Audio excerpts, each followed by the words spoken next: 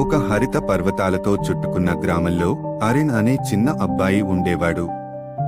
అతని చుట్టూ నిశ్శబ్దమే ఉండేది. మాట్లాడలేక కాదు, ఆయన హృదయం మాటలు మరిచిపోయింది.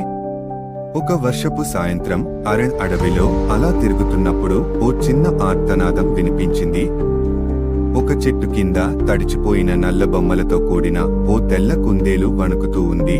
అరణ్ దానికి నోబు అనే పేరు పెట్టాడు. ఆ రాత్రి నుండి అతని మౌనం ఒక్కొక్కటిగా చీలిపోసాగింది. చిన్న చిన్న అడుగుల చప్పుళ్లతో, నిస్సీమమైన మమకారంతో రోజులు వారాలుగా మారాయి.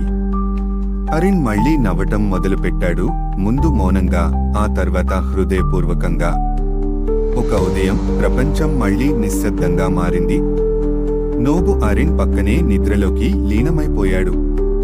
కాని ఈసారి నిశ్శబ్దం హృదయంతో కలిసిపోయింది.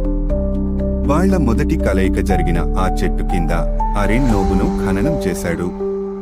ఒక చిన్న చెక్క హృదయాన్ని చెక్కి అక్కడ ఉంచాడు, ఒక మౌన కృతజ్ఞతగా. సంవత్సరాలు గడిచాయి. అరిన్ మంచి మనిషిగా ఎదిగాడు. అనాథ పిల్లలతో, జంతువులతో ప్రేమగా ఉండే మనిషిగా. నోబును ఎప్పటికీ మరిచిపోలేదు. ఆ పాత చెట్టు కింద ప్రతి వసంతంలో పుష్పాలు పూస్తుంటాయి. నోబు వెళ్లిపోయినా ప్రేమ మాత్రం అక్కడే నిలిచిపోయింది.